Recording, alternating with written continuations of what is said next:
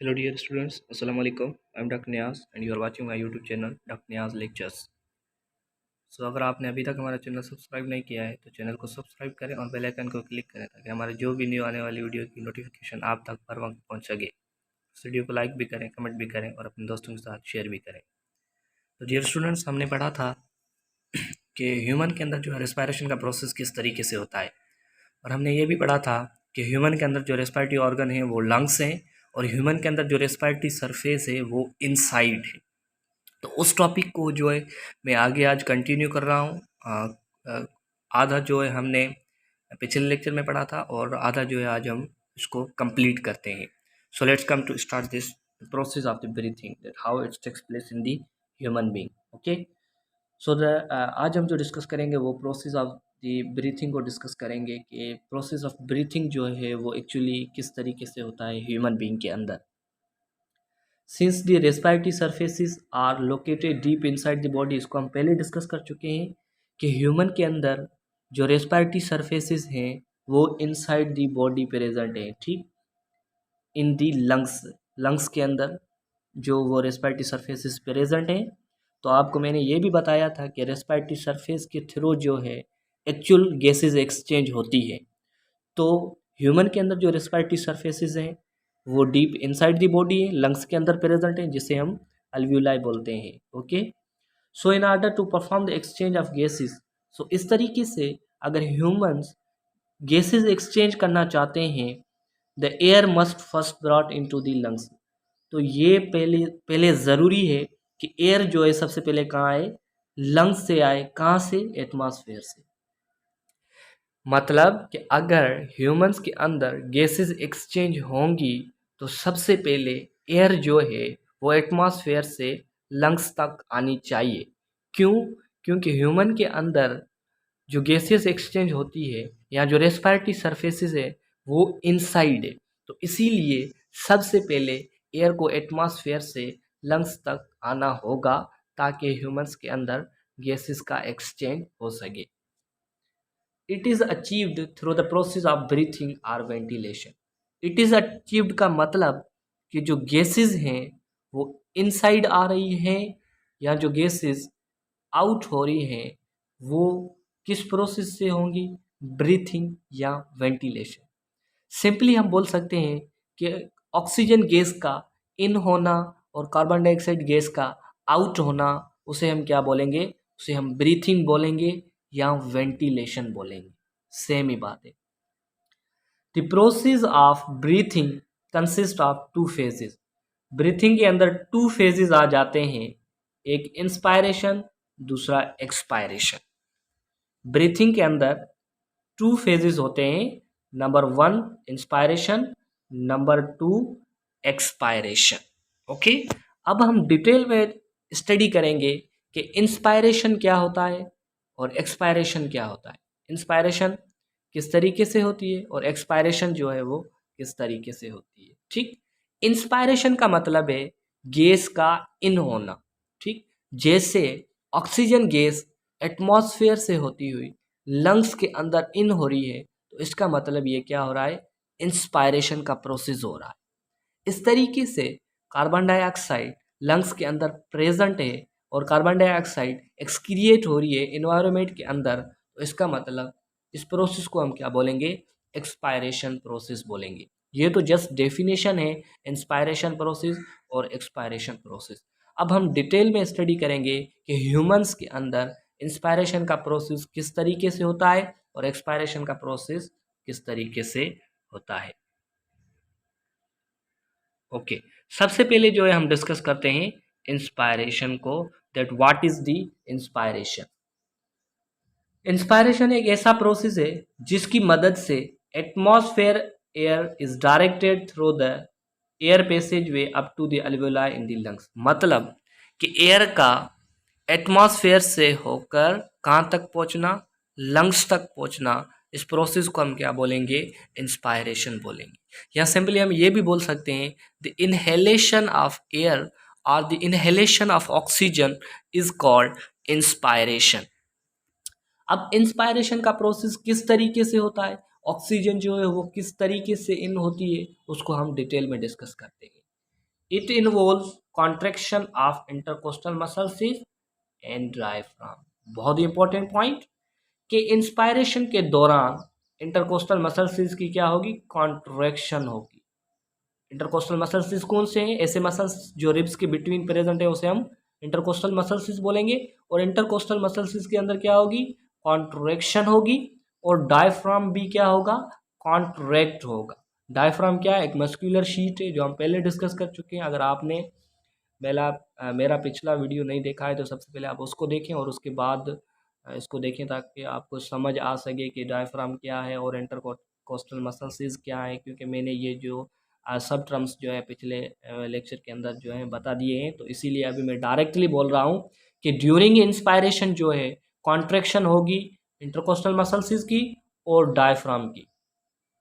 जैसे ही intercostal muscles और diaphragm contract होंगे तो उसकी रिजल्ट में क्या होगा, उसकी रिजल्ट में वॉल्यूम ऑफ थोरेक्स कैविटी बढ़ जाएगा। उसकी रिजल्ट में वॉल्यूम ऑफ थोरेसिक कैविटी बढ़ जाएगा। ठीक, जैसे ही वॉल्यूम ऑफ थोरेसिक कैविटी बढ़ जाएगा तो क्या होगा, तो उसकी रिजल्ट में जो है लंग्स के अंदर एयर का प्रेशर क्या हो जाएगा, कम हो जाएगा।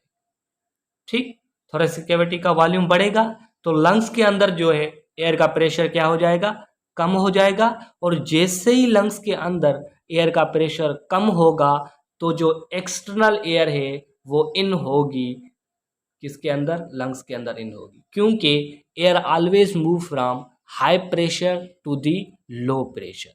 जैसे ही लंग्स के अंदर एयर का प्रेशर लो होगा तो जो आउटसाइड एयर का प्रेशर बढ़ जाएगा। तो इसी वजह से जो है एयर मूव करेगी from outside to inside the lungs, the lungs get. अच्छा, जैसे ही एयर लंग्स के अंदर पहुंचेगी तो लंग्स जो है क्या हो जाएंगे, एक्सपेंडेड हो जाएंगे। ठीक, अब देखें फिगर के थ्रू जो है हम इसको पढ़ते हैं। जैसे कि देखें,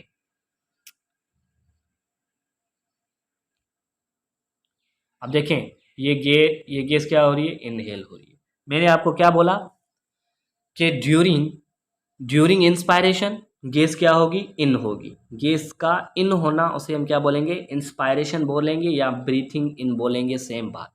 ओके, अब इसके अंदर क्या होगा, डायफ्राम देखें कॉन्ट्रैक्ट हो रहा है, डायफ्राम कॉन्ट्रैक्ट हो रहा है। और ये क्या है, इंटरकोस्टल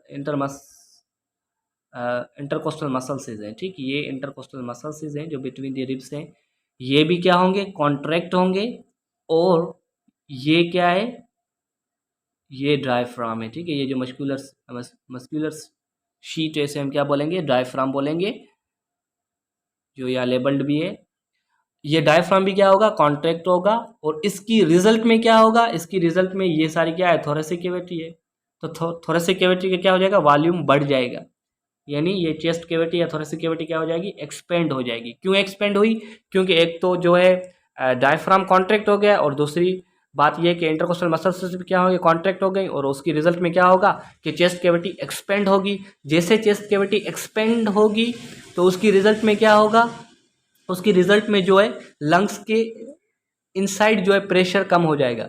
लंग्स के इनसाइड एयर का प्रेशर क्या हो जाएगा, कम हो जाएगा। जैसे ही लंग्स के इनसाइड प्रेशर का एयर का प्रेशर जो है कम हो जाएगा तो जो आउटसाइड एयर है वो मूव करेगी outside from environment to the inside, means towards the lung move करेगी वो एयर। तो इस प्रोसेस को हम जो बोलेंगे ब्रीथिंग इन प्रोसेस बोलेंगे या इंस्पायरेशन बोलेंगे। अब हम पढ़ते हैं एक्सपायरेशन। एक्सपायरेशन, अगर आपको इंस्पायरेशन समझ में आ गया है तो एक्सपायरेशन टोटली उसका अपोजिट है। इंस्पायरेशन के अंदर दो या तीन बात कॉमन है, वो ये है। एक बात ये कि इंस्पायरेशन का मतलब है गैस का इन होना। दूसरी बात ये कि इंस्पायरेशन के अंदर इंटरकोस्टल मसल्स एंड डायफ्राम दोनों क्या होते हैं, कॉन्ट्रैक्ट होते हैं। तीसरी बात ये कि वॉल्यूम ऑफ थोरेसिक कैविटी बढ़ जाता है। ये तीन कॉमन पॉइंट्स हैं जो आपको इंस्पायरेशन में रिमेंबर करनी है। ठीक, अब इसके अपोजिट, ये इन तीनों का अपोजिट करें तो ये क्या हो जाएगा, एक्सपायरेशन हो जाएगा। जैसे कि देखें, it is just reverse of inspiration. Inspiration का अपोजिट क्या है, एक्सपायरेशन है प्रोसेस। ठीक, अब एक्सपायरेशन प्रोसेस के अंदर क्या होता है, during this process the air moves from out from the lungs. इस प्रोसेस के अंदर क्या होगी, जो भी गैसेज, यानी हम सिंपल बोल सकते हैं कि कार्बन डाइऑक्साइड जो है वो लंग्स से आउट मूव करेगी। ठीक, both intercostal muscles is diaphragm are relaxed. अब एक्सपायरेशन प्रोसेस के अंदर क्या होगा कि इंटरकोस्टल मसल्स और डायफ्राम दोनों क्या होंगे, डायफ्राम और इंटरकोस्टल मसल्स दोनों क्या होंगे, रिलैक्स होंगे। और जैसे ही दोनों रिलैक्स होंगे तो वॉल्यूम ऑफ थोरेसिक कैविटी क्या हो जाएगा, कम हो जाएगा। जैसे ही वॉल्यूम ऑफ थोरेसिक कैविटी कम हो जाएगा तो इनसाइड द लंग्स प्रेशर बढ़ जाएगा। जैसे ही इनसाइड द लंग्स प्रेशर बढ़ जाएगा as compare to the external environment, तो जो है गैस, कार्बन डाइऑक्साइड गैस जो है वो मूव करेगी from lungs towards the external environment. ठीक है, जैसे कि देखिए the volume of the thoracic cavity decrease causing an increase upon the pressure on the lungs. जैसे ही वॉल्यूम ऑफ थोरेसिक कैविटी कम हो जाएगा तो उसके रिजल्ट में जो है प्रेशर ऑन द लंग्स बढ़ जाएगा। और जैसे ही प्रेशर लंग्स के अंदर बढ़ जाएगा as compare to external environment, तो जो है वो कार्बन डाइऑक्साइड या एयर जो है वो मूव करेगी from lungs to the external environment. इसको जो है हम फिगर के थ्रू भी देख सकते हैं। जैसे कि देखें ये गैसेस का जो है ब्रीथिंग आउट हो रहा है, जहाँ इसको हम एक्सपायरेशन भी बोल सकते हैं। और इसके अंदर क्या हो रहा है, इसके अंदर जो है डायफ्राम क्या हो रहा है, इसके अंदर जो है डायफ्राम रिलैक्स हो रहा है as well as intercostal muscles भी क्या हो रहे हैं, रिलैक्सड हो रहे हैं। और उसके रिजल्ट में जो है तो वॉल्यूम ऑफ थोरेसिक कैविटी क्या हो रहा है, volume of thoracic cavity decrease हो रहा है। और जैसे ही volume of thoracic cavity decrease होगा तो उसकी रिजल्ट में जो है इनसाइड द लंग्स प्रेशर बढ़ जाएगा। और जैसे ही इनसाइड द लंग्स प्रेशर बढ़ जाएगा तो जो है गैस जो है वो एक्सहेल होगी या एक्सपायर होगी। और उसके बाद जो है ये एक कॉमन पॉइंट है, इसको हम पढ़ लेते हैं। और वो ये है लंग कैपेसिटी, मतलब कि लंग के अंदर कितनी कैपेसिटी होती है गैस को स्टोर करने के लिए। ठीक, लाइक अ बैलून, जैसे कि बैलून की तरह lungs can be filled with a maximum amount of 5 litres of air. Means हमारे ह्यूमंस के लंग्स के अंदर, ह्यूमन बींग्स के लंग्स के अंदर 5 लीटर तक एयर जा सकती है। मैक्सिमम कैपेसिटी जो हमारे लंग्स के अंदर है एयर को स्टोर करने की, वो कितनी है, 5 लीटर एयर को स्टोर कर सकते हैं। किन बुक्स में 6 लीटर भी लिखा हुआ है, लेकिन राउंड अबाउट जो है कॉमन पॉइंट जो है वो 5 लीटर से आपको जो है 5 लीटर ही मेमोराइज करना है, जहन में रखना है। जब भी क्वेश्चन आए कि ह्यूमन लंग्स की कितनी कैपेसिटी है एयर को स्टोर करने की, तो वो जो है ह्यूमन लंग्स जो है 5 लीटर एयर जो है स्टोर कर सकते हैं। सरप्राइजिंगली हैरत अंगेज की ये है कि we use only half litre of the air coming into the lungs, जबकि हम रेस्पायरेशन प्रोसेस के लिए जो ऑक्सीजन को इस्तेमाल करते हैं वो जस्ट इस 5 लीटर का हाफ इस्तेमाल करते हैं। हाफ ऑफ द 5 लीटर जो है हम गैस को इस्तेमाल करते हैं।